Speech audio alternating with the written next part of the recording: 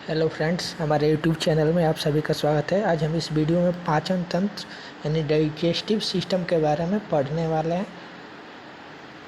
तो देखिए, पाचन तंत्र की संपूर्ण क्रिया होती है जो 5 भागों से गुजरती है, 5 अवस्थाओं से गुजरती है। पहला होता है अंतर्ग्रहण इंटेस्टाइन, दूसरा स्वांगीकरण, तीसरा पाचन डाइजेस्टन अवशोषण और मल त्याग डिफेक्शन। अंतर्ग्रहण भोजन को मुख में लेना, भोजन जो मुख लेते स्वर का अंतर्ग्रहण कहलाता है। मनुष्य में पाचन का मुख से प्रारंभ होकर छोटी आंत तक चलता है। इसे पाचन मुख जो कहते हैं, मुख से कहते हैं टाइलिन मंड को माल्टोज में बदलता है। माल्टोज को ग्लूकोज में बदलता है। लाइसोजाइम भोजन में उपस्थित हानिकारक जीवाणु को नष्ट करता है। जो भी भोजन में हानिकारक जीवाणु उपस्थित है, जैसे हम कोई भी फल बिना धोए या कोई भी खाना ऐसे खा लें तो जो भी हानिकारक जीवाणु होते हैं उनको नष्ट करने का काम करता है। तो लाइसोजाइम। Chemical reaction. आमाशय स्टमक में पाचन, भोजन लगभग 4 घंटे तक आमाशय में रहता है। उसके बाद पाइलोरिक ग्रंथियों से जठर रस गैस्ट्रिक जूस स्रावित होता है, जो अम्लीय होता है, जिसका पीएच मान 1.5 से लेकर 3.5 तक होता है। जठर रस HCl में क्या क्या होता है? HCl हाइड्रोक्लोरिक अम्ल, पेप्सिन और रेनिन। ऑक्सीटिन पैराटाइल कोशिकाओं से स्रावित होता है, जीवाणुओं को नष्ट करता है। हाइड्रोक्लोरिक अम्ल क्या क्या करता है? पैराटाइल कोशिकाओं से स्रावित होता है, जीवाणुओं को नष्ट करता है। एंजाइमों की क्रिया को तीव्र करता है, भोजन को अम्लीय बनाता है और टाइलिन की क्रिया को समाप्त कर देता है। पेप्सिन प्रोटीन को पेप्टोन्स में बदलता है। रेनिन कैसिनोजिन को कैल्शियम पेसिनोट में बदलता है। फिर आता है यकृत यानी लीवर कहते हैं मानव शरीर की सबसे बड़ी ग्रंथि है लीवर। इसका वजन लगभग 1.5 kg से 2 kg तक होता है। ये पित्त का स्राव करता है और अंत में एंजाइमों की क्रिया को तीव्र करता है। पित्त का स्राव करता है, जो भी एंजाइम होता है उसकी क्रिया को बढ़ाता है, तीव्र करता है। प्रोटीन उपापचय में भाग लेता है। अमोनिया को यूरिया में परिवर्तित करता है। कौन?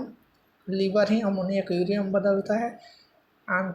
अतिरिक्त प्रोटीन को कार्बोहाइड्रेट में परिवर्तित करता है। ग्लूकोज को ग्लाइकोजन में बदलकर यकृत कोशिकाओं को संग्रहित करता है। आवश्यकता पड़ने पर ग्लाइकोजन में पुनः ग्लूकोज में बदल जाता है। ग्लाइकोजन को पुनः ग्लूकोज में बदल देता है। रक्त में ग्लूकोज की मात्रा को नियंत्रित करता है। वसा की कमी होने पर कार्बोहाइड्रेट के कुछ भाग को वसा में परिवर्तित करता है। फाइब्रिनोजिन का निर्माण करता है, जो रक्त का थक्का बनाने में सहायता करता है। कौन? फाइब्रिनोजेन। उसका निर्माण भी यकृत करता है। हिपैरिन का निर्माण करता है, जो शरीर के अंदर रक्त को जमने से रोकता है। हिपैरिन जो शरीर के अंदर खून को जमने से, रक्त को जमने से रोकता है, उसका निर्माण करता है। मृत आरबीसी का विनाश करता है। लोहा आयरन तांबा विटामिनों का भंडारण करता है। शरीर के तापमान को बनाए रखने में सहायता करता है। विष पॉइजन से मृत्यु के मामले में फोरेंसिक जांच हेतु महत्वपूर्ण अंग होता है। कौन? लीवर। अगर किसी को जहर दे के मारा गया है तो उसमें कैसे पता चलता है? लीवर जांच से ही पता चलता है किसी को जहर दे के मारा गया है क्या। पित्ताशय गैल ब्लैडर। पित्ताशय नाशपाती के आकार की एक थैली होती है जिसमें निकलने वाला पित्त जमा रहता है। पित्ताशय से पित्त वाहिनी में पित्त नालिका के माध्यम से आता है। पित्त का पित्त वाहिनी में गिरना प्रतिवर्ती क्रिया द्वारा होता है।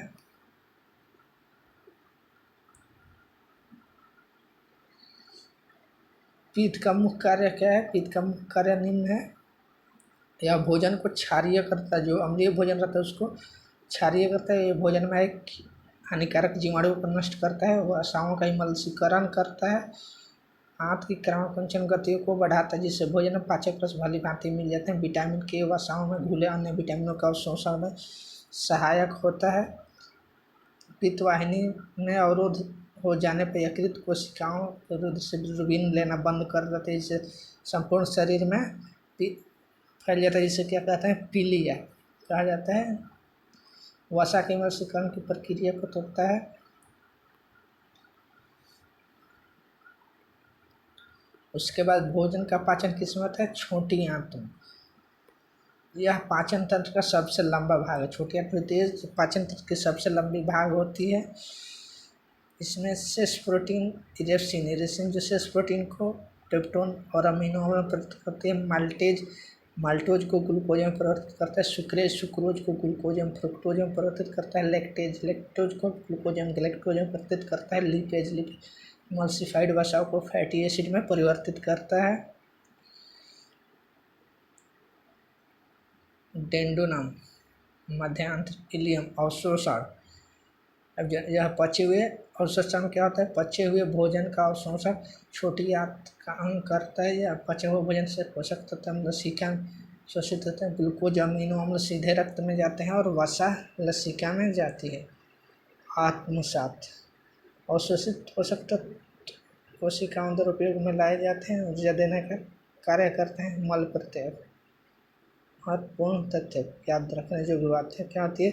पाचन रसों का मिश्रण जेंजुलम अवशोषण अधिक होता है। हीलियम विटामिन B12 का अवशोषण होता है। इसको देख लेते हैं।